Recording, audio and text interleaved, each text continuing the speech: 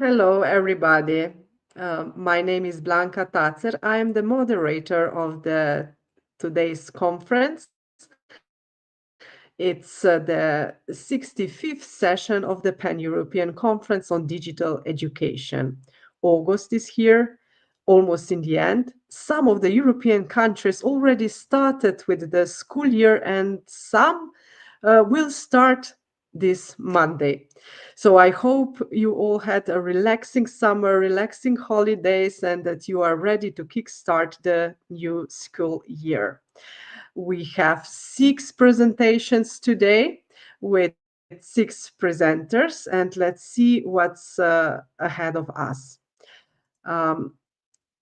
As always, the presentations are available in the Facebook group Pan-European Conference on Digital Education. So we start with the first presentation, which is game-based learning to school without fear. Melissa Esposito will be with us, and she's already experienced presenter because I think it's her second or third time even in the Pan-European Conference on Digital Education. Then we will focus on one project, FemAlLab project, that is focused on artificial intelligence and women. One presentation will be delivered by Karin. So it's FemAlLab, an open learning lab concept for women and artificial intelligence. And continued by Maja Jotić, how can we use artificial intelligence to help us optimize our work? I'm sorry. And the fourth presentation will be empowering students, gamified learning for developing skills for future work. Our Giada Marinensi will be with us from Link Campus University. Then also I will present a little bit today here because today we just published a new handbook, Kids Go Europe. This is a handbook for international video calls in kindergartens. It's an Erasmus project where we tested how international video calls can function in kindergartens. And then we conclude with Patrick's presentation on challenges in investigating plagiarism and artificial intelligence in university English writing. He will present us a distance learning case study. So the program today is, very interesting. And the next conference will be in the end of September, focused on Empathiatry, which is an Erasmus project about empathy and inclusion. Okay, let's see who are the presenters today with us. Melissa is, now Melissa at the moment is not here, or her device is not connected, so I will invite Karin. Hello everybody. Karin. Greetings to Germany. So you will have the presentation on FemAlLab and artificial intelligence. Can you tell us a little bit about yourself first? So I'm from Wiesbaden in Germany, and I work for a non-profit organization who's especially for women. We accompany women on all their professional paths, and the FemAlLab is one of these products on this way to upskill women in digital skills. Yeah, and the artificial intelligence now is especially relevant, and I'm looking forward to your presentation. Thank you. Okay, now we have Melissa. Hello, Melissa Esposito, and she will have the first presentation on gamification. So, yeah, can you tell us a little bit about yourself? And the microphone is, yeah, microphone needs to be turned on again. Today we have a bit of difficulties with microphones, but we will manage. So Melissa will check again and probably, yeah, go out and in again, and then it will work. Yeah, it worked before, so we will come to you again. And Maja, hello, Maja. Maja is my co-worker from STEP Institute, also here together with Karin, responsible for FemAlLab project and artificial intelligence topics. So Yes, hello. Yeah, basically, Blanka, you said everything. But yes, I work at STEP and at Primera as project manager, psychologist, soft skill trainer. And yes, I was part of this great project called FemAlLab. So I will also present it a bit later. yeah. And I'm very happy to greet again Patrick here from, yeah, today we have the pleasure to host a presenter from Hong Kong, which is not usually the case because we usually host presenters from European countries, and we are especially happy that you are with us. Thank So you. can you tell us a little bit about you? Yes, thank you. Thanks again, for having me here. Basically, I'm currently in Hong Kong, working at the Hong Kong Metropolitan University, assistant professor. I graduated with the PhD in linguistics from the UK, Newcastle University. So basically, it's touch to Europe, sort of. But then I was back, into Hong Kong and work. So I will present the what I encounter in terms of the AI, the use of AI, and also the plagiarism in academic writing. Thank you. Okay, thank you very much.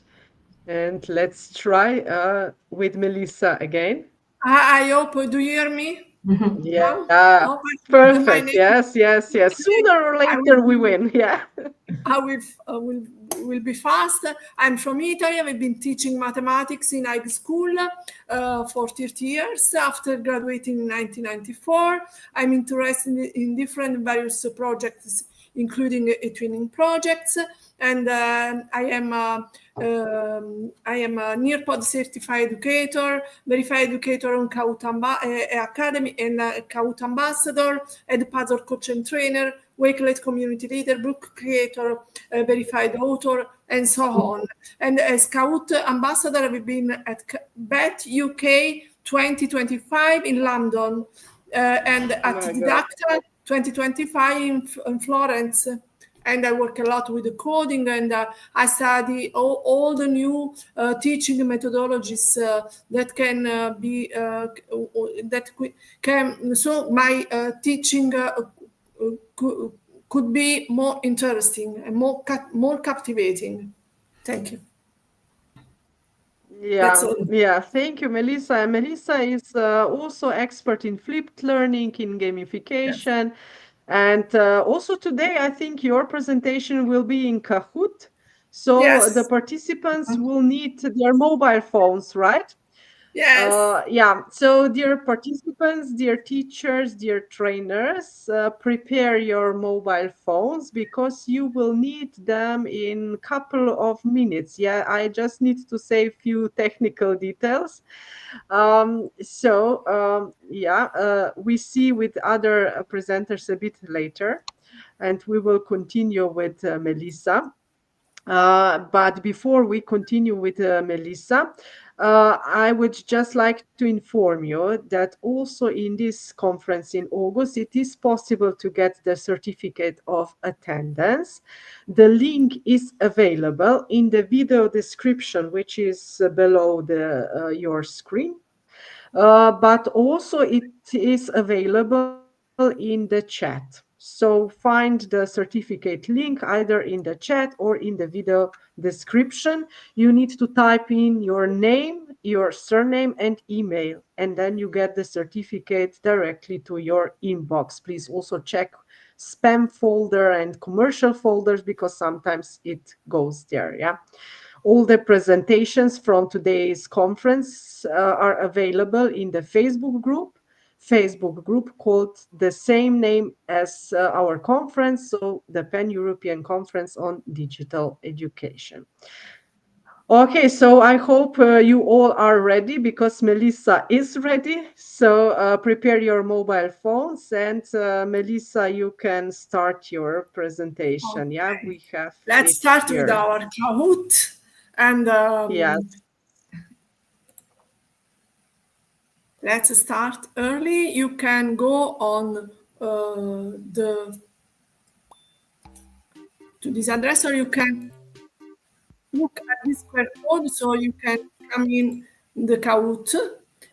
In the meantime, I will speak about our presentation. My presentation is game-based learning to school without fear, because several studies demonstrate that the use of a new teaching methodology, such as game-based learning or GBL, leads to greater student engagement and motivation. Students perceive learning as deeper and more lasting and develop more transversal skills, also known as soft skills, such as problem solving, time management, and collaboration. In this sense, GBL is an innovative and, above all, highly effective teaching approach. It is one of the promising methods for encouraging active student participation in learning activities. And their greatest motivation is game-based learning. So let's start. You can add to the game writing the pin 260845. So I will start, and let's start with the first answer, the first question.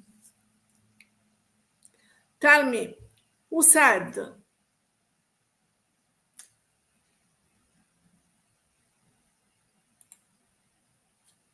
The first question is, who said play is the highest form of research?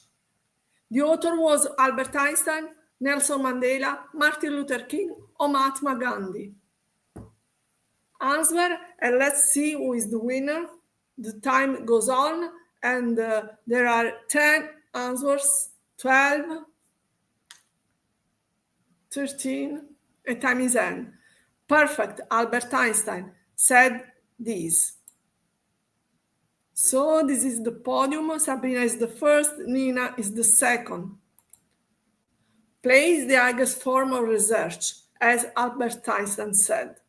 Let's continue and speak about game-based learning encourages active learning and engagement by offering students the opportunity to place problem solving in the context of a play.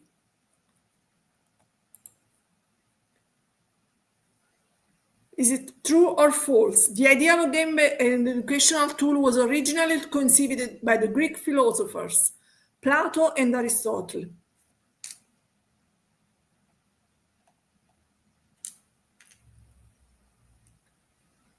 So, time goes on. We have 10 seconds again to continue to have so 16 answers. Time is on. Okay, is it true? It's true, and Sabrina is always the first.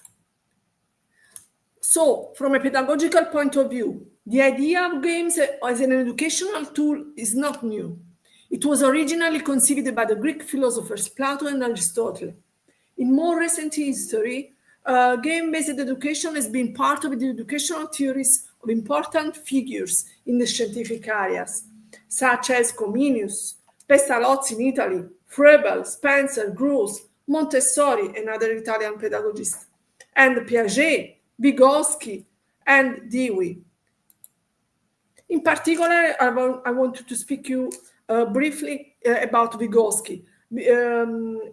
is known as the Mozart of psychology. Was a renowned Soviet psychologist and educator who lived at the beginning of the last century, and his studies were revived in the 80s. Vygotsky believed that social interactions and cultural processes were of fundamental importance to the development of human thought. That human learning does not occur in an isolated vacuum, but is continuously influenced and shaped by social and cultural experiences. Community and group interaction are fundamental to students' cognitive development, enabling them to acquire knowledge, skills, and abilities. And everyone who learns develops their cognitive abilities through interaction with others and with other group members, whom he calls more knowledgeable others, or MKO. More knowledgeable others include teachers, parents, or even peers, and expertise who is superior to that of the student, who provides support and role models. For example, a teacher in a classroom explains new topics and provides new concepts, complemented by practical examples. And a parent, on the other hand, teaches their child everyday skills, and a peer, especially in group activities, who has more experience than the others in a game of tasks, can guide and help others. Collaborative learning is a fundamental component of this process. So, answer to this question: what is Vygotsky's nationality? Write your answer. You have a few seconds. I told you that Vygotsky is from, remember what I said? It was a Soviet. So let's control. Is a Russian, it was a Soviet. So two right answers. Let's continue. And Nina is the first. Let's continue. And teaching with GBL makes learning more lasting and deeper, as demonstrated by the results of several field researches carried out in schools of different types and levels. The game provides cultural tools that allow to develop cognitive abilities in a natural and fun way. When playing, students are often involved in team games or role-playing games where cooperation and communication are a key factor. This makes learning more engaging, more fun, and also develops social and cognitive skills. Because games can be designed flexibly and adaptably, teachers can choose to use different types of games to achieve their educational tool. Therefore, students will better understand concepts by directly participating in the games and use the knowledge they can gain throughout playing rather than solely throughout abstract theoretical explanations. In this way, using games in teaching becomes an incredibly effective pedagogical tool because, among other things, students learn while experimenting and reflecting. Some games are role-playing games that develop social and empathic skills. Board games improve logical and strategic skills, and digital games can offer immersive experiences that stimulate the learning of complex subjects throughout interactive simulations. So, answer to this question. The number of eggs in a basket doubles every minute. After 1 hour, it's full. After how many minutes is half full?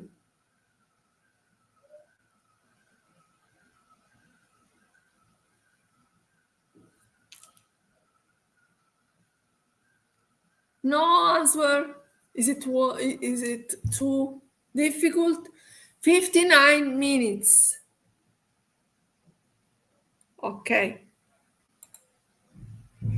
Yes, only one. Okay. Let's continue, and Nina is the first again. So, important are digital technologies in education. Digital games support learning by providing students with opportunities to develop knowledge and cognitive skills.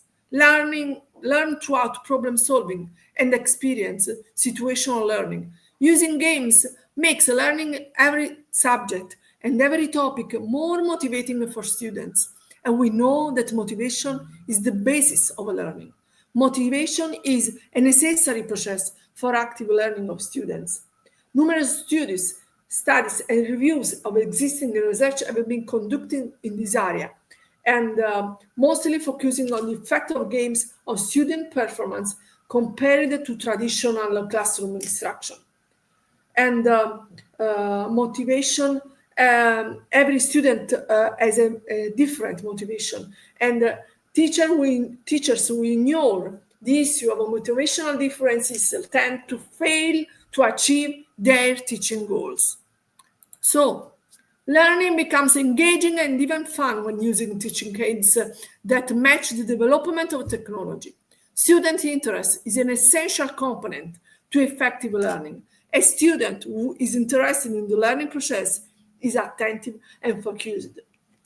So learning should require many teachers to innovate their teaching by developing learning tools that the students will love.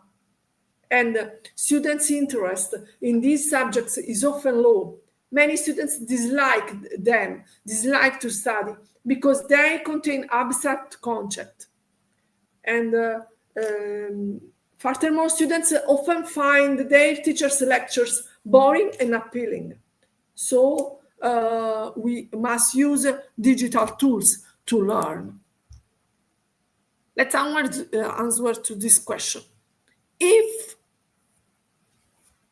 we have 4 plus 3 is 17, 8 plus 1, 79, and 6 plus 5 is 111. Or is 7 plus 2? Is it difficult? Maybe it's a little difficult. You can choose the right answer.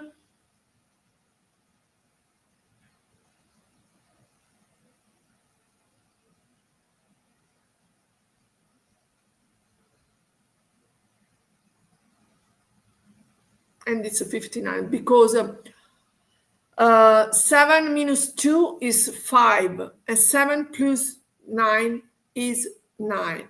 7 plus 2 is 9. So this was the rule behind the question. No one answered it in the right way. So student engagement refers to the level of active and participatory involvement in a learning context. Class participation, homework, and perseverance are essential, and strong engagement is key to educational success. Interest and engagement influence each other and are essential for effective learning. Throughout the adoption of targeted teaching strategies such as interactive activities, continuous feedback, and educational technology, teachers must create a learning environment that fosters interest and engagement, contributing to the development of professional skills and student success. Let's continue pedagogical benefits of using games. Dynamism and interactivity. Games offer a dynamic and interactive way to explore complex concepts, while traditional lessons often follow a linear and passive structure. Reduction of fear. Mathematics and physics, chemistry, biology, and a lot of subjects are often considered difficult subjects only for experts. And games help make these concepts, these subjects, more accessible to everyone. And realistic and practical scenarios. Games often provide realistic and practical scenarios, and curiosity and motivation. Games stimulate curiosity and ignite students' motivation.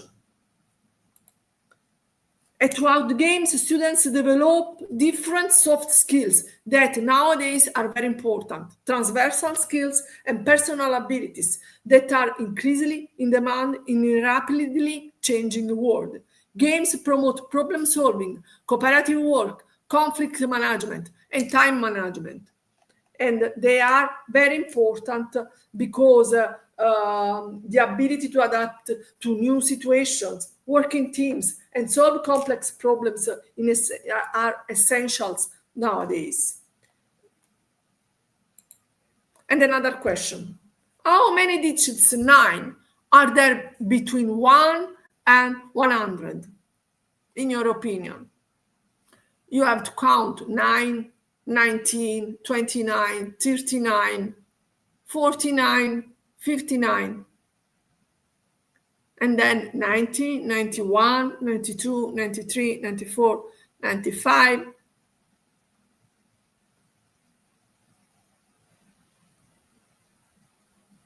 No.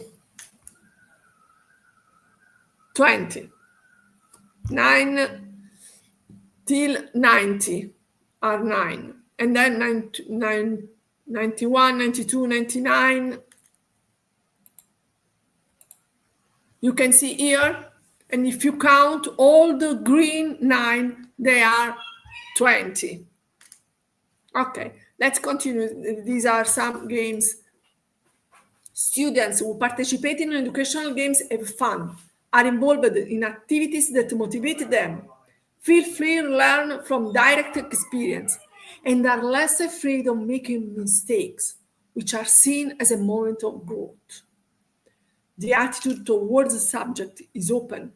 The learning environment is positive, is serene, and it's very important this because healthy competition develops curiosity, is stimulated, and the critical skills necessary for academic and professional success are developed.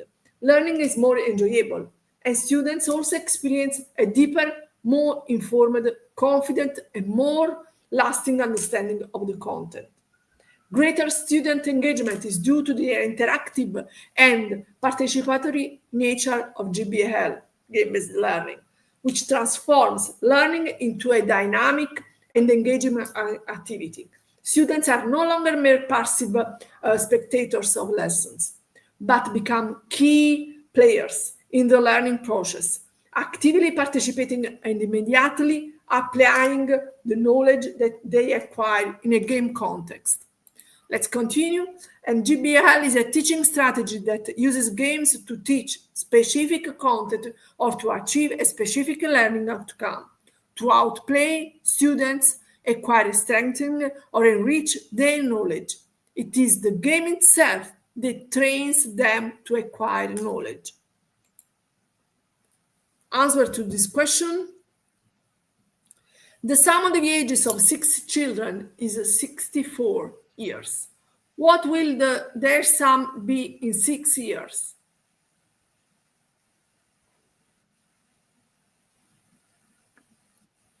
Think how many years you have to add for every children. So what's the right answer?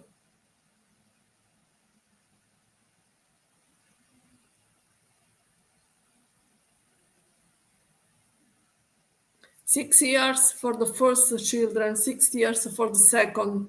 So 36 plus 64 is 100. Okay, let's continue. So these are some benefits of educational game. Makes students active, develops memory, imagination, concentration, thinking and speech, sharpens the area of scholarly feelings, support learning throughout experience, improves self-confidence and self-knowledge, enables social learning, prepares for various social situations, and so on, as an important influence as a relation. A child who does not play is not a child, but the man who doesn't play has lost forever the child who lived in him, and who he will miss terribly. Pablo Neruda said this quote. So the last question. Double points. Where was Pablo Neruda born?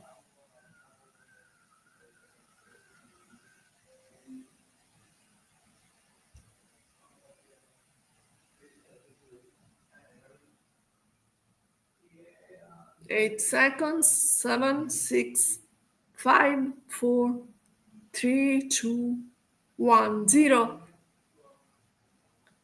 It was from Chile.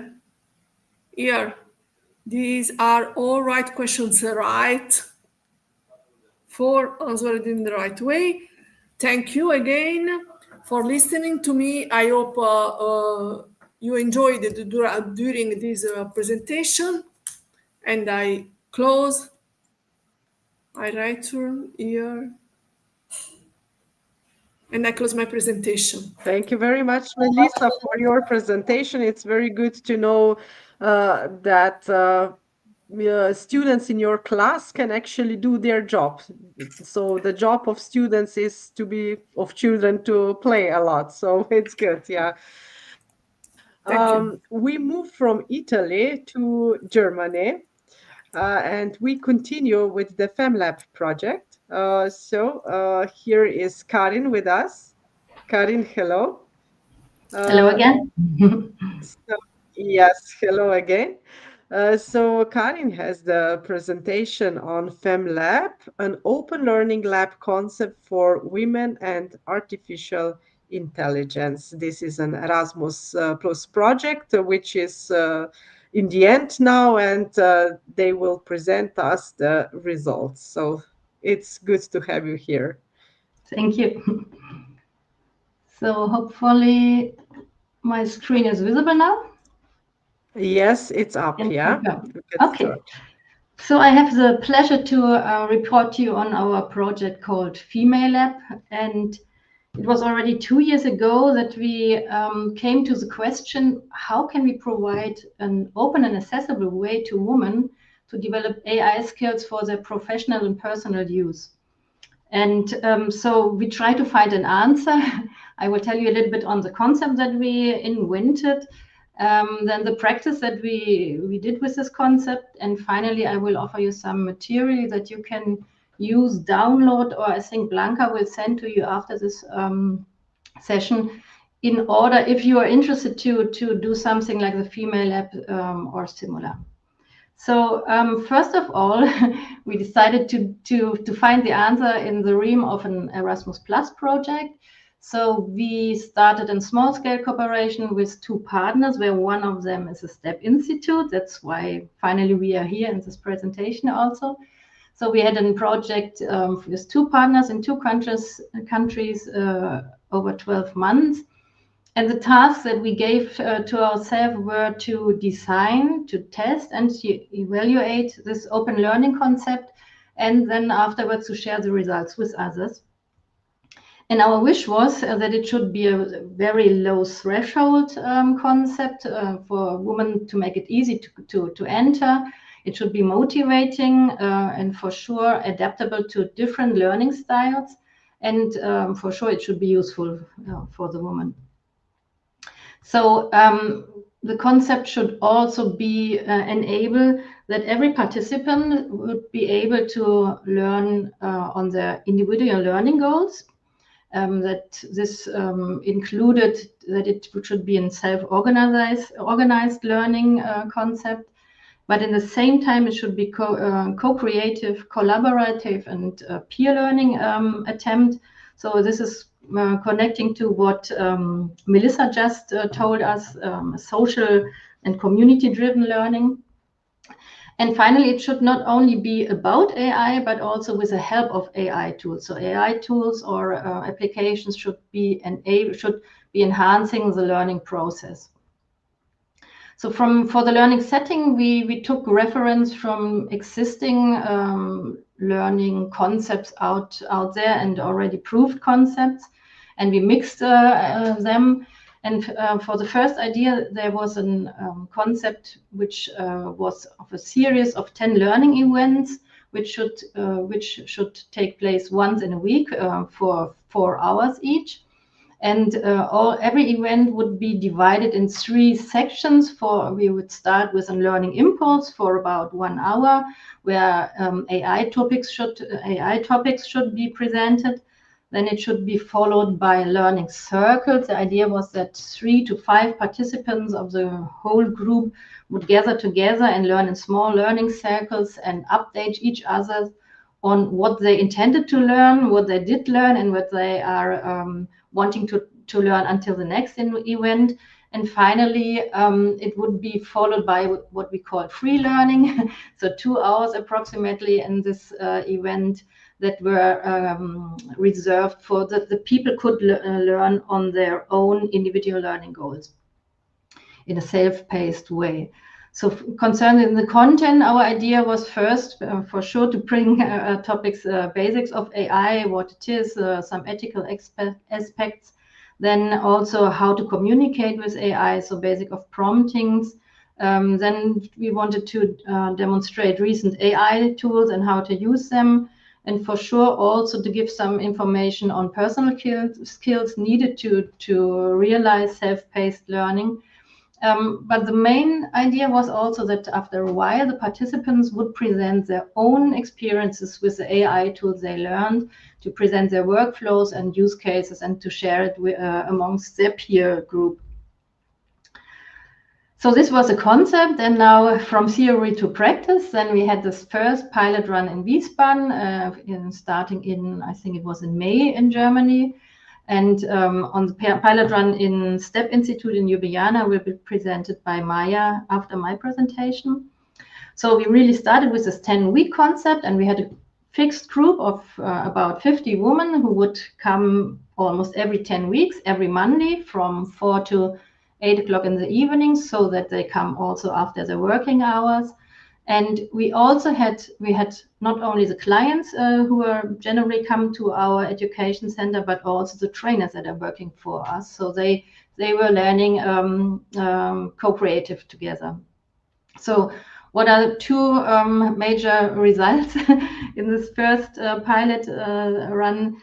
So we recognize, and it's initially what we wanted to have it also, that the lab is a very dynamic concept that lives and evolves through the participants themselves.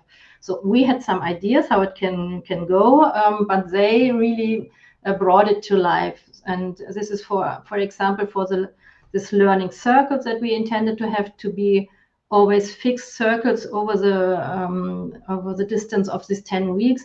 This didn't work like this. So the participants, they started grouping in smaller groups but for different learning topics. So every week these were different learning groups.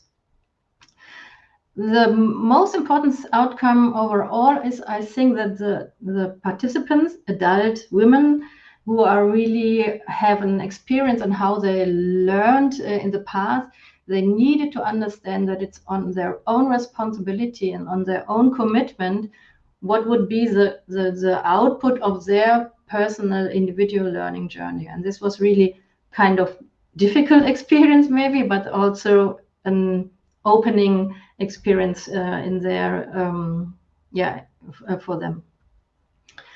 And then after the finalization from this pilot lab, we really had the good chance that the municipality of my hometown from Wiesbaden, they have kind of a department, it's called, we have this term smart city, and they had started a pop-up workshop in the city center in a mall with an empty store.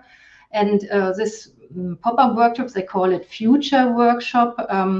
They wanted to get in contact with the citizens to enhance their citizens' digital participation in everything that is concerning the development of smart ideas for the city and the citizens themselves.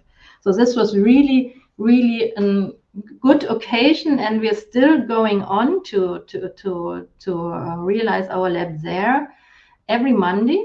And we have every Monday from 4 hours. And we changed the concept again a little bit, so we made it to single events. So every Monday is a new event. So none of the women or participants need to be present for 10 weeks. We were adding in the beginning a joint retrospective for all participants to talk each other, to exchange what happened in the topic of AI in their individual learning paths in the last week. And we learned something about that physical learning spaces should be also comfortable for learning. You need to have spaces for laptops, noise protected areas, good light conditions, and things like that. And you can see from these pictures here, maybe, which were made in this really nice space in the city center. We started with repetition of the chairs and tables, like I think it's called tribune in English also. But we went aware that it's not very comfortable to learn a longer time on like this for 4 hours. And you can see also some colleagues from Ljubljana, from STEP Institute, because they had the chance when they visited us in the realm of the Erasmus Plus project. We had the first time that we were able to use this workshop. You can also see that we have a lot of different women from all ages, from all backgrounds, from different nationalities. This is really, really nice community-driven learning. So finally, what we brought out and some training materials that we offer now. You will get the link to this presentation and can check all the links that are in the presentation for downloading. So we have one FemAlLab guide. This is the theory of the concept that we had, but it's including also 10-week program for this learning input and has some templates for how to track your learning goal. Then we are using an online Padlet for all the interesting links and newsletters and maybe prompts that we use or which we elaborate in this FemAlLab. You can visit it. It's mostly in German. And finally, we used an AI tool called Notebook LM, which has a function to do explainer videos. And we have one explainer video on the FemAlLab that you can find there and re-listen to the initial theory of this FemAlLab. Yeah, what is the main learning for me and which really makes me kind of happy is that out of this FemAlLab emerged kind of a community of practice, which is still living in our city now. And it's like a learning ecosystem. And this comes back also what Melissa said, which is so important that I think we don't learn in isolated vacuum. We learn as social human beings together, which from another and with another. Yeah, thank you.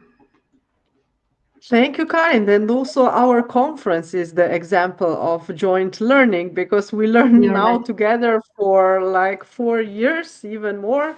It's really great that you emphasize that also in artificial intelligence, we don't learn just in front of the screen, but we learn from each other. And this is so important. Thank you very much and congratulations to the whole project and to your work. Maja will continue your work because she will present how can artificial intelligence optimize our work. And since we are teachers in the beginning of the new school years, maybe we will get some ideas how can we optimize our load. Okay, welcome, Maja. Yes, hello again, also from my side. And yes, as Karin already mentioned, with STEP, we were also the part of the FemAlLab project. And I will present you today some tools and tips that proved to be the most useful in our pilot implementation. Yes, so in Slovenia, we had 4 sessions at Ljudska Univerza Koper, which is adult education center. And there it was attended by approximately 11 to 15 women. We met so in different, like 2 times in February, 2 times in March. And our goal was to empower women to use AI tools and also to empower their self-regulated learning to optimize their work. The result was a collection of simple prompts and collection of tools that I will also share with you today in the end of this presentation, and self-development of participants in the field of AI. Today, I just want to quickly show you one very user-friendly AI tool that is suitable for beginners because it doesn't require any registration and it's quite well guided. And after that, I will also show you some specific prompts that can help you optimize your daily work. We won't go into detail because time is limited, but in any case, you have this presentation and you can check it after.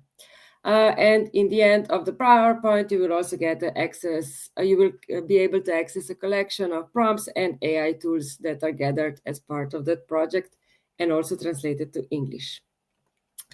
So yeah, if we start with the tool, it is called Goblin Tools. And this tool can help you in various areas of your work or life. It can help you structure a plan for your tasks or create a to-do list. It can also help you when you write maybe some text to change the tone of the text, maybe to make it more formal or also more technical. It can help you understand how a particular text sounds. Sometimes maybe we are asking ourselves if we were too harsh, and this tool can let you know, or you can discuss with the tool if that is true. It can also help explain a selected content with some examples. Like something very theoretical, and it can give you example. And also it can help you to turn the chaos in our heads into the list of tasks. We will just check quickly those options. Now, first is Magic To Do. With Magic To Do, you can break down to-do items of one big task. For example, here I wrote, I want to organize a school trip, and the tool proposed me the steps how I should start doing it. And then in the next slide, you will see like even each step, you can ask the tool to give you another sub-steps, and you can also ask it to estimate the time, and you can also decide how detailed you want the tool to be. So sometimes when you want to do something, but you don't know where to start, this is a tool you can use. The second part of Goblin Tools is Formalizer, which transforms the tone of the text. So it can, for example, here I ask him to be more professional. So you can write something simple in simple words, and then this tool will transform the text, but keep the content. As you can see, it can be also like more accessible, more polite, more easy to read. You have various options here, how you can use it and how to transform the text. The next option is Judge. Judge helps you to read a text for emotion. So you can write something, maybe, as I mentioned before, sometimes when we are not sure if we sounded in a right way, we can write a text and then click here, Judge. And then the tool will explain how the text sounds. And then you can also check here, suggest a response. And this Goblin tool will then suggest you a response that is appropriate. Next one is Professor. Professor can help us explain something. So we like to give you a crash course. And you can write really different topics here. As you saw, I asked two very different questions. One is lifelong learning and another is how to cook pasta properly. And you get here the explanation, and under you also get example of it for it. And then we have a consultant that can help you decide about certain topic, and it gives you pros and cons and one summary, and it can be really various topics here. And the last one that I will present today is the compiler.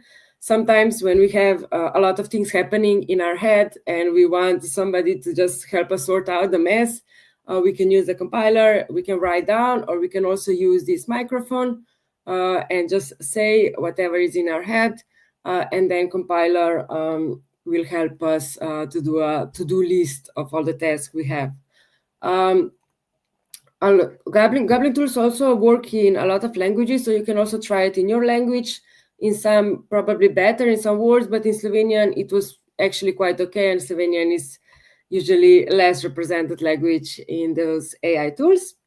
So here you have the list of all the tools. I didn't present all. So for example, you can also have a chef. When sometimes you have some ingredients at home and then you don't know what to do, you can ask for some recipe suggestions. And for teachers, they also develop now teacher tools that you can also try, but this one require registration, I think, and it's a bit more limited because it's just developed, but it's also something that can be useful. And then in the second part, we will check how can chatbots help us in our daily work. So in the first part, we check one specific tool, and now I will just present you some simple tips how you can use different chatbots to optimize different tasks. The most popular chatbots are ChatGPT, Copilot, or Gemini. So these are the computer programs that are designed to simulate a human conversation. There are also some others, but those three, I think, are currently mostly used. And the content I will present now can be used with all of them.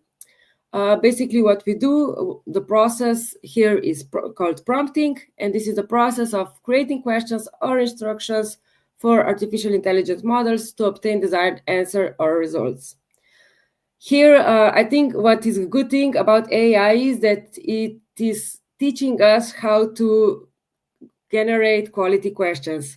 As I wrote here, there are not wrong answers, only wrong questions. So sometimes if you will find yourself using some AI tools and getting really strange results, you can maybe first check how did you write your question, how did you write the prompt, because it's really important that it's as concrete as possible, that you also describe the context, that you really describe what result you want. And here you have also a bad and good prompt example, just to have a more clear picture. And now we will check some examples. So for example, we can use chatbots to create some examples to illustrate or explain abstract theories. I think this can be useful in teaching. Sometimes when we want to explain some difficult theory and when we are out of ideas how to explain it with examples, we can ask chat. Here, for example, I ask it about the digital competencies framework. I choose one random competence and I ask him to explain it to a child and to give example. Then the second thing where we can use chatbots is to create some posts on social media. I think this is lately the most used. This is also nice, for example, for some Erasmus Plus projects, especially if you're struggling with English, you can write in your own language. Can you help me write a post? We are here and here, this is happening. And I need a post, for example, for LinkedIn, for Facebook, for Instagram. And here you again have example how I did it. And you can also change this post to a more formal letter, to rewrite some text to make it more suitable for the target audience. So in the second step, I just pasted this post from before, and I ask the chat to make it more formal for an email to the principal, and then the tools, adapted it. Other things where you can use chatbots is to shorten some text. This is again when you are writing some call for proposals. I think we tend to write text a bit too long when we want to explain something, and then it's useful to have some objective tool that can shorten it. But we need to be aware that sometimes those AI tools can be quite independent and even trying to add some own context. So if you will notice this is happening, you just write do not change the content, do not add any context, keep the same writing style. And you can also help us evaluate, for example, our plans, some projects. If we have specific criteria or something, then you can ask chat to suggest you some improvements for something you are trying to develop. But yeah, these were some examples. There are, of course, many others, but those we find in our piloting in Slovenia that are useful, especially for education sector. But I would really emphasize that it's important to be aware that these are chatbots or any other AI tools, in the end of the day, are just tools that help us in our work, but they do not do the work for us. So in the end of the day, we are still responsible for our work. And also be aware, if you create a content using artificial intelligence tools, you should also transparently indicate it. You can write a disclaimer in the end, or you can leave the watermark of AI tool, for example. And here is also the link of the act about artificial intelligence that European Union developed. If somebody is interested in it, you can check it after in the presentation.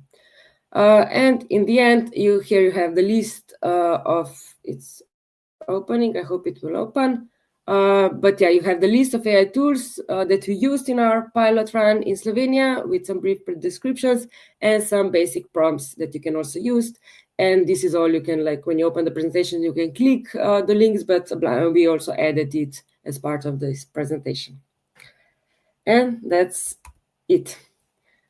Thank you for your attention. Thank you very much, Maja, for this informative presentation. And I have one question for you. So which is your favorite AI tool? Well, honestly, lately I'm mostly using ChatGPT, because all like the things that Goblin does, also Chat can do when you know how to use it, and probably AI in Canva. I translated those all those infographics with Canva AI since we had the material in Slovenian, and then it was really easy to do it to English. And Slavica has one question. You already mentioned this in your presentation, but maybe just elaborate a little bit more. So what is the probability of incorrect answers? This is very even hard question in a way, because I don't know if it's easy even to research it.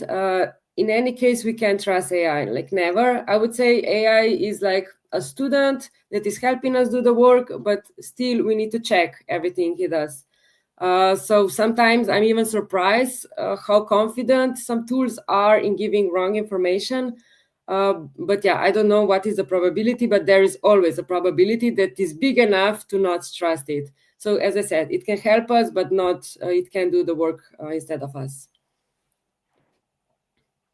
Yeah, but in the end of the day, also a coworker is not necessary that they give us the right answers, right? So there is always a possibility of mistakes. Yeah.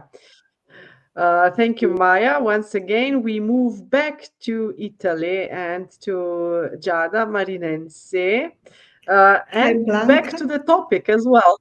Okay, to the gamification topic, which Giada is also an expert, and she uses gamification a lot in her teaching and in her project work as well. So here is her presentation on empowering students, gamified learning for developing skills for future work, right? Yeah, exactly. Sorry. Okay. Thank you, Blanka. Hello, everyone. So I'm presenting the main result of a 2-year Erasmus Plus project, which was called Future Workforce, and that it's ended a few months ago. It was made by a partnership of 5 partners from 4 different European countries: Bulgaria, Greece, Czech Republic, and Italy, obviously. And the main result that we achieved was the creation of an online open platform with 4 courses on the 4 key competencies for the future workforce. As I mentioned, the project is now complete, so this result is available for teachers and students who want to use it. The main competencies that were identified as the key competence for future workforce are digital skills. Obviously, we already mentioned it during this conference a lot, the importance of digital skills, and AI recently. Then we have green skills, entrepreneurial skills, and finally social and career skills. These 4 courses, as I said, are completely free of charge. They are available online upon registration, and upon completion of each of these courses, the student can gain a micro-credential. The registration can be done at the link that you can see on this slide or through the QR code. Now I'm going to tell you a little bit more about each of the 4 courses, and then I'm going to describe you the gamification strategy that we adopted on this course. These courses are meant for university students, but they can be used also by higher education students or by higher education teachers willing to share some of the materials with their students, some of the learning materials or the learning activities. So let's start with the digital skills course. This course is aimed at helping students in acquiring more advanced knowledge and skills in the use of digital technologies, and to guide them in applying these skills in their specific areas of study. Each course is organized in 4 learning modules. In the digital skills course, we have the first module about searching information, then online communication, then digital content platforms and tools, and finally, main cybersecurity threats and actors.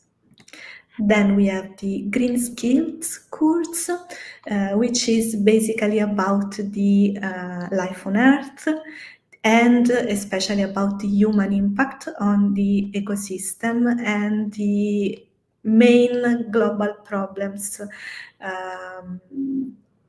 ecological global problems that we are facing in our time. The 4 modules that are available for the students are basic of ecosystem and the impact of human activity on nature, human impact and meteorology, renewability and non-waste management, and finally, global problems and main goals for future. And one of the courses that I like the most is this one about social and career skills, because we often find out that students are really lost about how to find their first job, but also in general about how to direct their future career. So these skills are very, very valuable for them, and the course is about deepen students' knowledge on current labor market trends and help them develop a wide range of skills that are crucial to enhance their employability. The 4 modules of this course are self-awareness, opportunity learning, decision learning, and transition learning. And finally, the last course is entrepreneurial skills, to help students to gain the main skills needed to pursue their own entrepreneurial aspirations in many different fields. In this case, the 4 modules of the course are Introduction to Entrepreneurship, Business Planning, Marketing and Sales, and Financial Management. Let me show you very quickly how the platform is working. So as I said, the online learning platform is completely open. So upon registration, students and teachers as well can access the platform just by using their username and password, and then they can enroll on any of the 4 courses which I've just mentioned, and each of the courses is available in the 4 languages of the project, which are Italian, English, Bulgarian, and Czech, and Greece. So 4 languages plus English. As I mentioned, the platform is also gamified.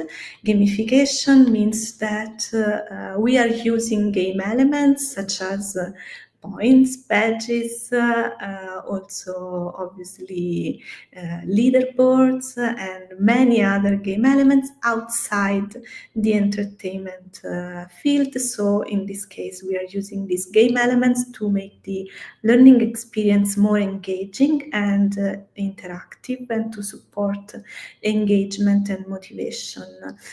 Specifically, since this is an online course, and usually the dropout rates of online courses are very high, we are using gamification to support students in the exploration of the learning materials which are available, to encourage them to complete the interactive exercises, and to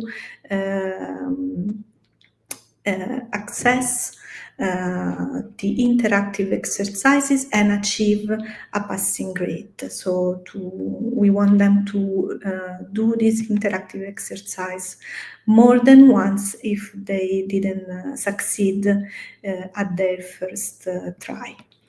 And more in depth, let's see some of the game elements that we used in this course.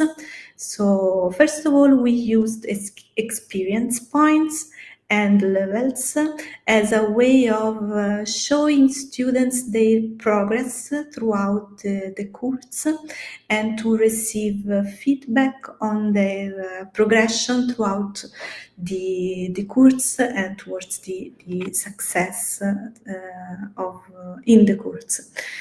So there are 10 levels available, and by consulting learning resources, completing interactive activities, and so on, students earn experience points, and by earning experience points, they will level up in the course. Students can also earn different badges. Each of the badges are meant to celebrate a specific learning achievement in the fruition of each of the courses. So there are different badges in each of the courses. Moreover, students have access to a completion bar, which is always visible in the top right corner of the screen of the platform.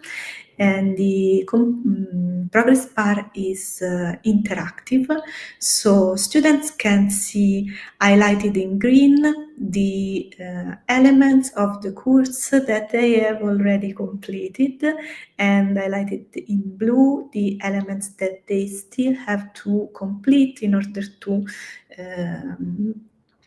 complete all the courses. So they can just click on one of the blue elements in the progression bar and go directly to that element in order to consult the learning material or complete the interactive exercise and progress toward the completion of the whole course. Each of the courses are meant to be highly interactive. We thought that interaction is very important, especially in fully online learning environment, and so we created many kinds of interactive learning activities. In these slides you can see some examples of them. So we have crossword puzzles to help students memorize key terms in each discipline, select the right image interactions, and obviously drag and drop tasks, and several other kinds of interactive exercises. And finally, if students successfully completed one of the courses, they can receive a micro-credential, which has been created following the EU guidelines on micro-credentials. So it is a certificate divided in 2 pages. The first one is obviously recap of with the name of the course and the main goal of the course which has been completed by the student. And the second page instead is a detailed supplement with all the learning objectives that have been achieved by the student who completed that specific course. And micro-credentials are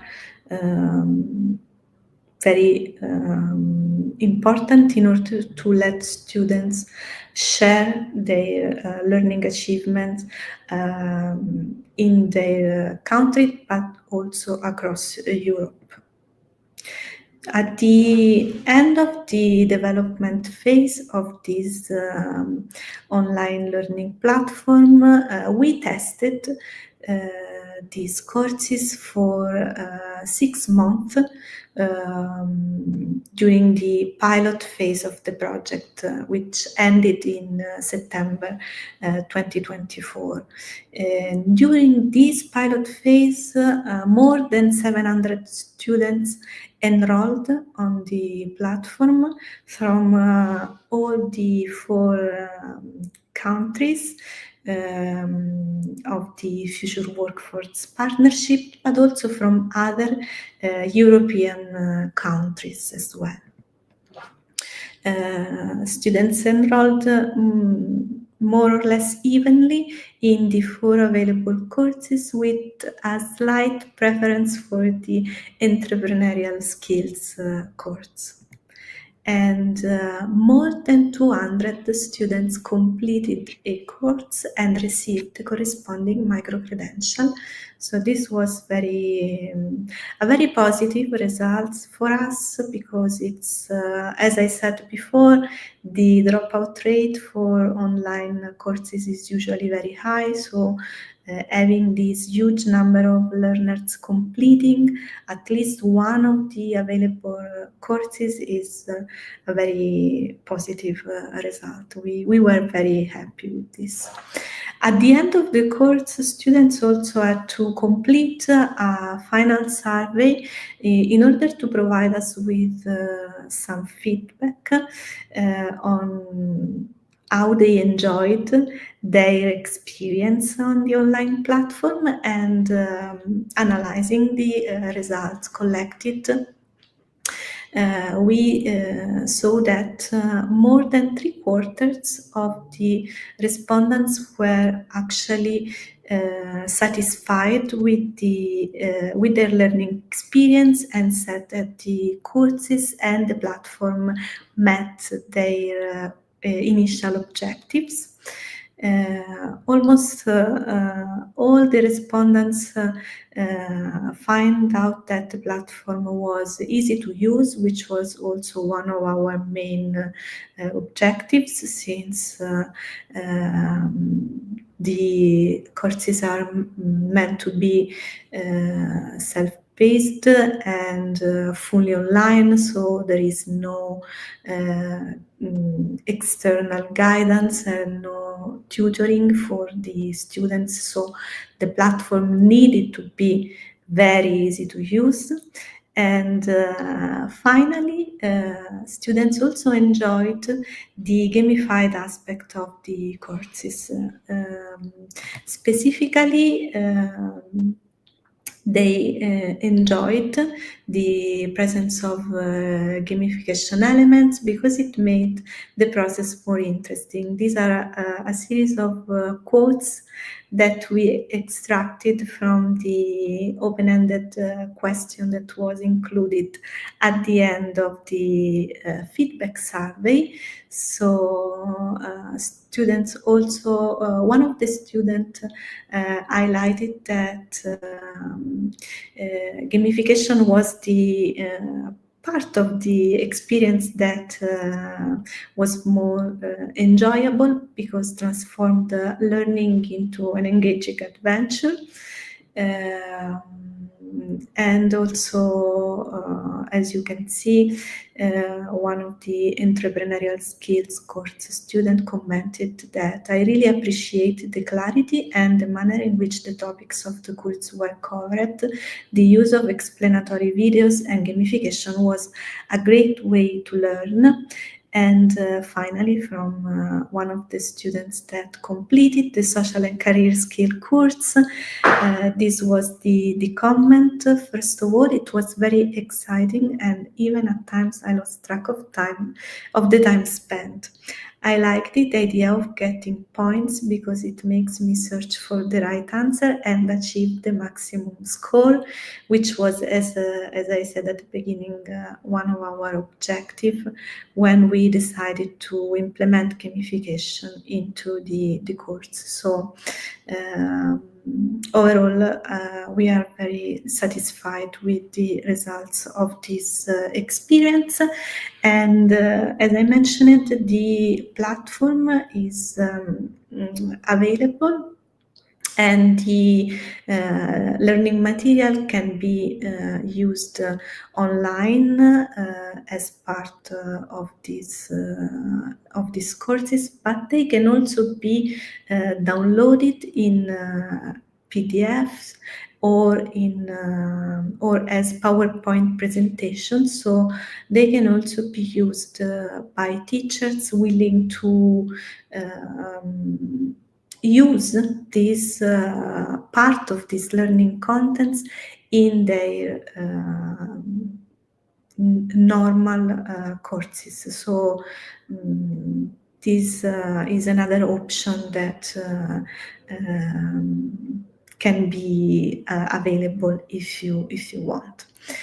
And finally, I want to briefly mention another project that I am currently part of, and STEP as well, which is the Infort Sustain project, which is connected with the Future Workforce project because it explore and deepen the knowledge about green skills in a specific field, which is the textile and clothing sector. The textile and clothing industry, as you may know, is one of the most polluting industry in the world currently. So there is obviously very high need for competencies for the professionals who work in this sector on how transform textile and clothing processes and the overall textile and clothing business in something which is more sustainable for the future years. And we are at the very beginning of this project, so we don't have yet results to share, but I would like to ask for your inputs in a very important subject, which is the subject on how sustainability is thought and practiced in the textile, clothing and fashion industry. So here there is a survey, and if you are an educator, trainer or expert from any field working in the subject of sustainability, we really would like to hear from you and to understand your perspective and how sustainability can be taught in an innovative and interactive way. And obviously your contribution will be made public, and you will be recognized as an author in one of the results of the Infort Sustain project that is about to be released. So if you want to contribute by participating in the survey, thank you very much. And that's it. Thank you for your attention. And if you have any question, obviously I'm here to answer. Thank you very much, Giada, for the presentation. Congratulations to your work of really high quality. As you mentioned, yes, usually people drop out from online courses, but you have great numbers of students, and the topics are all very relevant for the youth, right? Green skills, entrepreneurial, social skills, etc. So yeah, that's great. I also like that the course is also in English, so English teachers can use it as part of the CLIL methodology of teaching students foreign language, and then they can use your material, right? Because those skills are so relevant that when you actually learn foreign language, you can use those topics.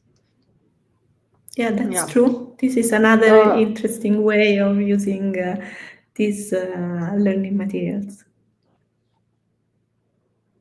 Yeah, thank you very much, and hope to see you again in the conference. Yeah, and now, yeah, my presentation is here.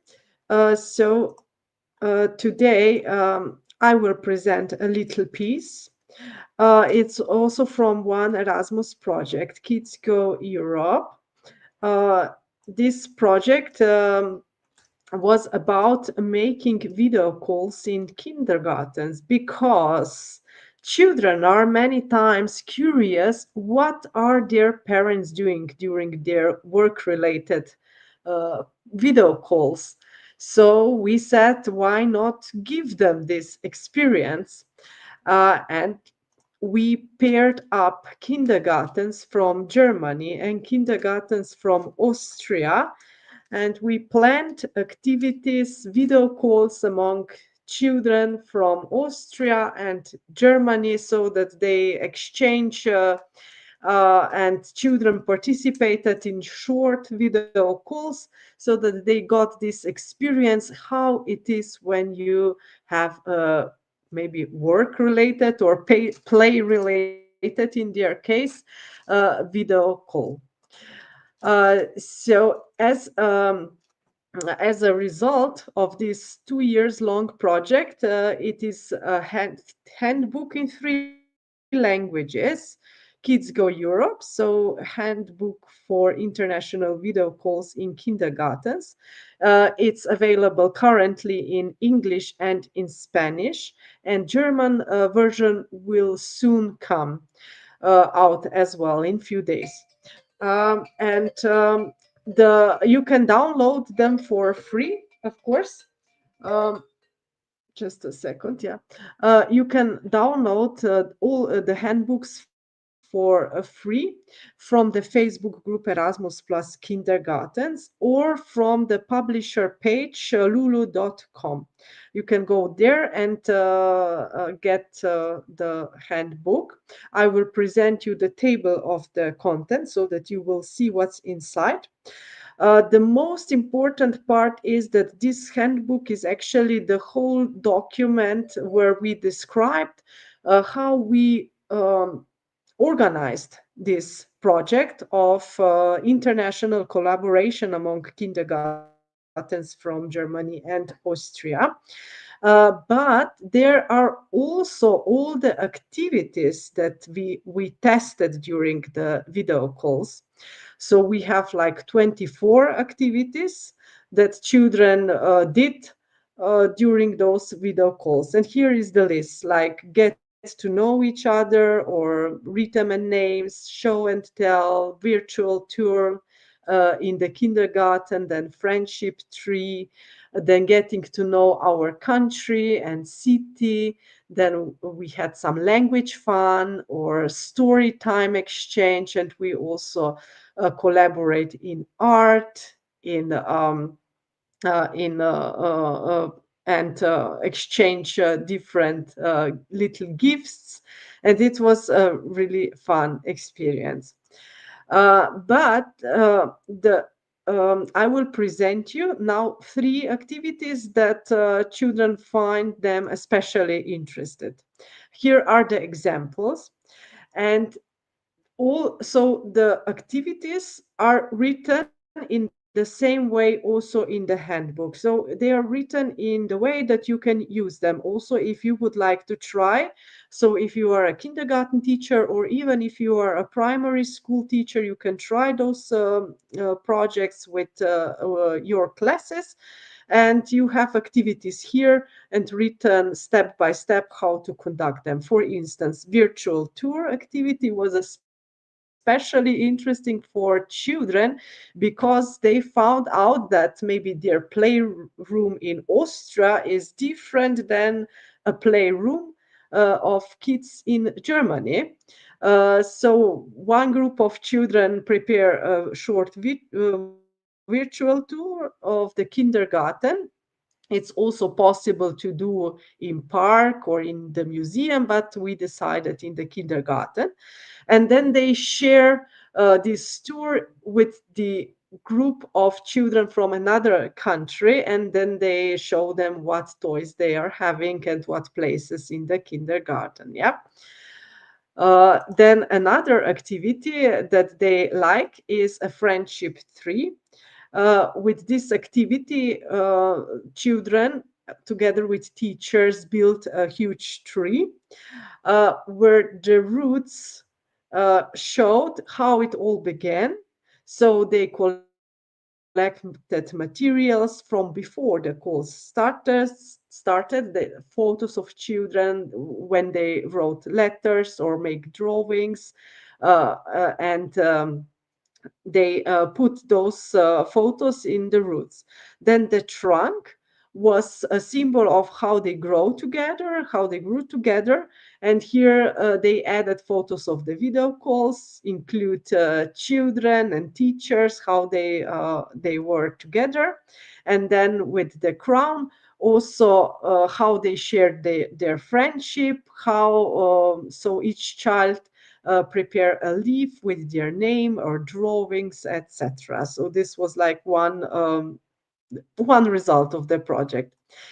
Then another fun activity was a surprise parcel exchange, where children, a group from one country sent a package to the group to another country to give or to show their country with small typical things from their country and a group photo. So and children also decorated the parcel with drawings or stickers. And then when they send the parcel to each other, they open the package during the video call. So it was also fun when both groups saw how the package actually came by post to another country. Yeah? And teachers, of course, facilitated um, the activity. And how the project began. So teachers had a meeting before because the kindergartens didn't know each other. So we organized one event in Vienna where teachers from Austria met teachers from Germany, and they planned the activities together. For this plan, we had a really simple, really simple sheet like this, in which we combined topics, as you can see here, like language, cultural exchange, everyday life, sustainability, friendship, and superpowers, 5 sentences. So we combined those topics with methods. Methods can be like stories, visual elements, using hands and material, role playing, drama, movement, singing, dancing, or collaborative learning. So we combined this and developed those 24 activities that are now presented in the handbooks, and then we tested them with children. So our conclusion from the project is that it was important, despite the fact that the children were like from 4 to 6 years old, so really young, because um, they learned that we can use how to use technology in a responsible and effective way, because the here in all the activities we use technology in active way. So they never watch a video in a passive way or just watch the screen, but always we use something active. And it was really important. And the digital communication is part of our everyday life. So it's important that we teach children how to use it in a responsible way and prevent all the bad things that can happen with technology. Then, of course, language was another important topic that we learned. All the activities were really simple, but those simple activities created rich learning environment because it happened a lot when you had two groups of children on a video call. Despite the language was, of course, the same, German is in both countries, but there are different words. And so children learned vocabulary. But even if the language is the same, they enriched their language because they listened to different stories and they talked about the stories. And it was a really good thing to discuss new topics. For instance, uh, children from one countries, for instance, didn't know the forms of different transportation that is used in another country. So it was an opportunity to discuss about that. And of course, cultural awareness like friendship and human connection through technology. Yeah, so it was fun. And we would really like to see some of our teachers in our community to try um, the project with a partner teacher from another country, and then of course send us a message or a photos how it was for you. So you can download the handbook on the Facebook group Erasmus plus kindergartens or on lulu.com. uh, thank you very much for this. And tomorrow you will also receive all the relevant links in the follow-up email, of course. Yeah. And now we move to our last presentation today. Yeah. As we announced at the beginning, yes, Patrick Lee, hello. Today's conference is a little bit longer. Of course, we have to prepare ourselves for the new school year. And Patrick is here with us with his presentation on challenges in investigating plagiarism and artificial intelligence. So very relevant topic as well. It's your turn. And in the meanwhile, while you are preparing your presentation, I would just like invite all of the participants to our next conference, which is on the 25th of September. And of course, don't forget and evaluate, please, the conference today. Because as you know, we follow your evaluations and then adjust the topics of the conferences also to your comments that we see in the evaluation. So I will put the link of the evaluation in the chat and you can evaluate today's conference. So now back to the topic. Patrick, it's your turn. Okay, thank you, Blanka. So thanks for all those audience here, staying until now. So I will make my presentation concise and then more clear. And even I tell myself, within 15 minutes. Thank you. By the way, my name is Patrick. I'm working at the Hong Kong Metropolitan University, assistant professor. So basically, thanks for having me at the end of this conference here, because previously some presenter highlighted the advantage or some issue about the use of AI. So I think you all agree the use of AI even apply for university students, of course, and even like the secondary student, or sometimes even for primary students. So you all know there's a loads of the AI tools. For example, the presenter Maja mentioned like the Microsoft Copilot, and then we also have the company we use. I myself use is called OpenAI ChatGPT. And even in China, I think maybe you have heard about it. It's called DeepSeek. So that would be, draw the attention from the American, government, say the DeepSeek. Now, by the way, so the following slides basically is to use a case study. All right. So focus on a course is a university English writing. However, maybe some audience here are the educator, primary teachers, secondary teachers. I think the English writing is also common. All right. So we expect the student should learn how to write a proper essay. So that's why we need to teach them the grammar, English grammar. We need to teach them some, for example, like a summary skills, like that's a piece of a text. Then ask them to summarize maybe in, let's say, 200 words. Or we ask students to learn how to paraphrase. So that means like use their own words and then to paraphrase. So this is our conventional, traditional teaching on English writing. So if you go to a library and then you borrow some books, basically summarizing skills, paraphrasing skills, and also the essay writing, all right, they are the basic skills the students should have acquired. However, we are now facing the problem is when the AI pop-ups, of course, in particular this year, and then the students, they use this AI, all right? Then, of course, different institutions have the different expectation. But in general, for example, in the world, to my knowledge, for some reason, maybe you can say they cannot use it, but sometimes the trend is like they have to embrace the use of AI. Now, I tell you maybe Patrick, just one thing. Yes. Because the slides are not moving. Okay, now it is on slide 3, right? All right. Yeah, okay. Thank you. Yeah, Thank I you. was just because we always saw the titles. Yeah, sorry. Okay. So you see here, as I said, right, the students for my topic here is a university student. However, for the different discipline, different, stages of primary, secondary. Now, so AI, you all know, we have talked about the AI.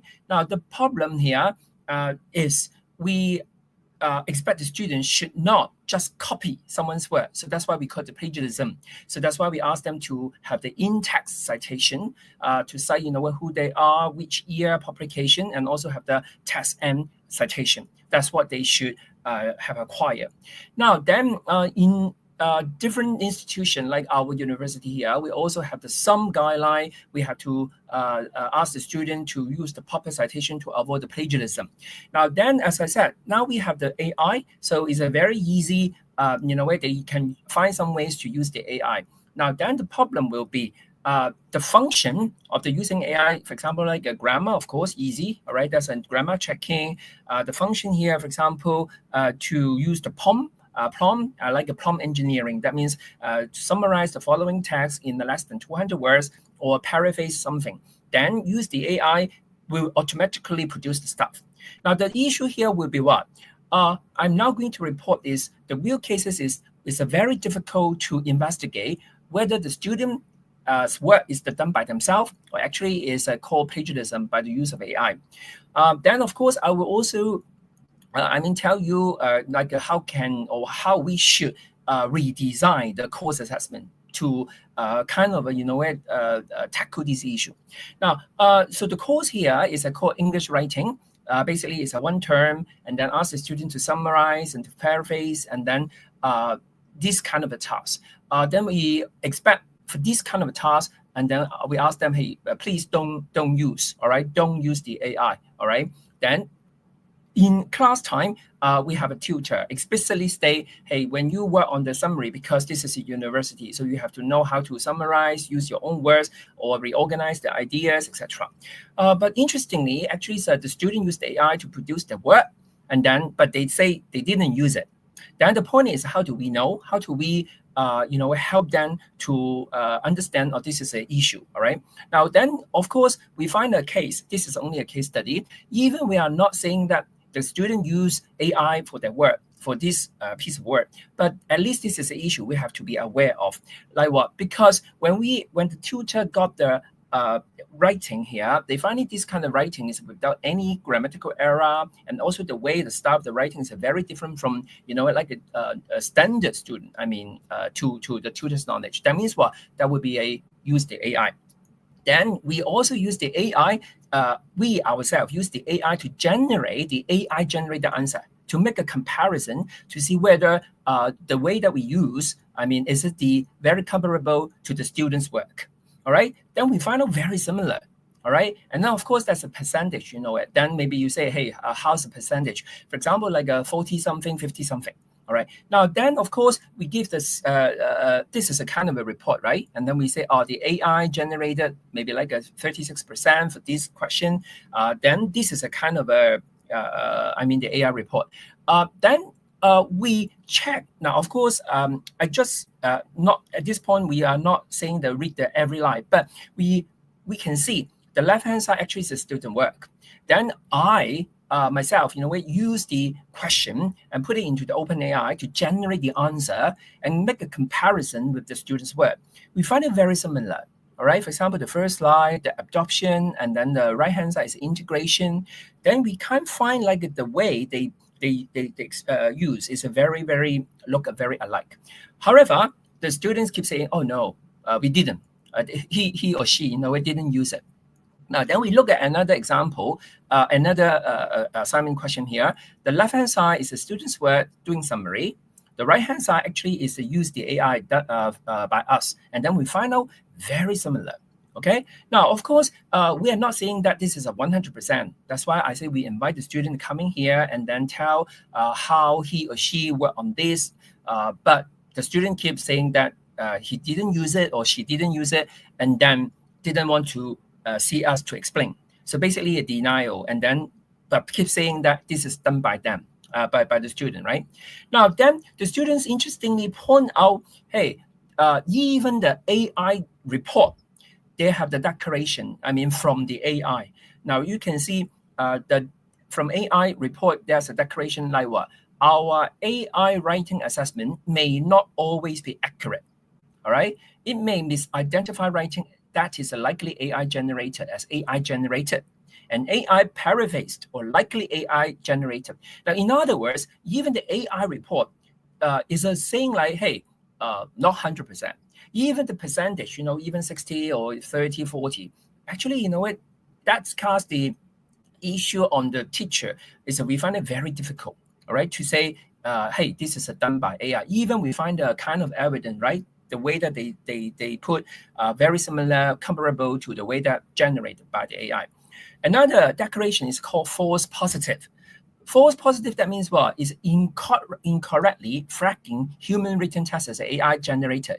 Even the AI, this kind of a software, we say, or maybe this is a false positive. So that will be enforce some user, saying, hey, something wrong with the AI report. Now, then, of course, another argument would be what? Is that student say like, hey, from the AI report, it say like that all text should be considered in terms of what they have the kind of a length more than 300 words. However, doing the summary, doing like a paraphrase, maybe like less than that. So that means another issue pointing to the case like, hey, you say that I use the AI, however, the AI say that the text should be more than 300 words, but summary or paraphrase actually is fewer than that. So my point is, of course, we are not saying that students use AI without telling lie, whatever, but at least we have the doubt. However, we cannot find any concrete evidence, and then we ask the student come here, but he or he didn't like it. He didn't or she didn't like coming to see us. So that would be cause us a very problematic issue. Now, by the way, of course, the second aim of this task is to how can we redesign the assessment plan. Now, of course, these days, I attend the different conferences talking about the AI and also the writing. I think there's a trend of what? Number one, we have to adjust the assessment. Like what? We are not assessing the product itself. It's actually we focus on process. So that's why we always add the self-reflection task like this. You see the sentence in red. Like when you paraphrase the above text, for example, what paraphrasing guidelines did you use? You have to tell us the process and pick the sentences you paraphrase and how you make it. So it sounds like this is seems to us as an educator, we have to put the emphasis, not on the product like in the previous maybe decades. Then, and then another trend will be what? Sometimes we teach students the grammar, for example, like English grammar, right? However, these days the student use the Grammarly, use the AI tool to change every sentences to be grammatical. So our colleague will say, hey, if we have the score on the assessment like the grammar, how? Because it sounds like the grammar, throughout the text actually is perfect. So this is also our issue. I mean, we have to be aware of. All right. Now, the guideline here, of course, we have like asked the student, tell me how he or she paraphrase using this guideline. Like what? Like they paraphrase, or for example, they will sometimes take notes. All right, the second point, and then to see what's the most important. So tell us, put it down, their ideas to reflection. Or number 3 guideline is identify and change keywords or phrases that they take note from the original text. So that means they have to say, oh, I picked these keywords. However, I now use another word. So this is my word. However, the original keywords will be that. So make that kind of a process, Then, of course, another guideline like here will be, for example, number 4, reorder the information. Like we say the paraphrase, right? Then you have to say, because originally the test will be like an A, B, C. And now actually I reorder like it's a C, A, and B. But the student are expected to what? To explicitly state how he produced the word. But when we compare with the conventional teaching approach, basically we look at the product. But now we see, because of use of AI, we are facing the difficulty is we cannot say stop using it. So that's why the teachers now, whether we should, for example, like assess the grammar, because there's nothing wrong with the grammar from, the word itself, because the student, go through the, the grammar checking. Now, of course, another trend for teacher will be what? We always say maybe do the assessment in class. That means on spot. Yeah, it helps because these days, educator will say, okay, we just check it, ask the student, do it in front of us, like exam, like the in-class quiz. However, this course, I'm responsible is like distant learning. So in other words, the working people, for example, got the stuff and then have the package, and then study and then write an essay and then finish the assignment and then submit it on the online platform for the tutor to mark. So the course structure actually is doesn't expect the student have to come in class. So that's why that's also our constraint. The limitation. But I think we all know, like these days, the educator will say, okay, we cannot assess these kind of students' performance, by submission. Then we ask them to come in class and then do real-time assessment. All right, now simply put, so I think, this kind of experience, to draw our attention to this is a real case. Actually, so we have a problem, or how can we know the student actually is their word or actually is a use of the AI? So this is AI and the plagiarism. Secondly, of course, this is a trend to redesign the course assessment. So maybe we don't focus on the grammar. All right. However, we are a language teacher, right? Interestingly, and then we also emphasize on the process rather than product. Okay. So my sharing will be here. So thanks for listening. Thank you. Thank you very much. And also congratulations for your work, very relevant for teachers, English teachers, but not just English teachers, also any kind of teachers. So yeah, thank you. And yeah, I hope to see you again here. Thank you. So this is the end for today. I invite you to visit our web page on Pan-European Conference on Digital Education, which is in erasmuspluscourses.com, because yes, this was the last conference in this school year, but all the sessions are already available for the next school year. We start in September 25th, and then you have the schedule for the whole school year, when we will again meet here online and share our teaching practices throughout the whole year, as we are doing now for 4 years. Thank you very much for today. I wish you happy teaching and good start of the school year if you haven't started yet. Yeah. Hello, goodbye to everyone.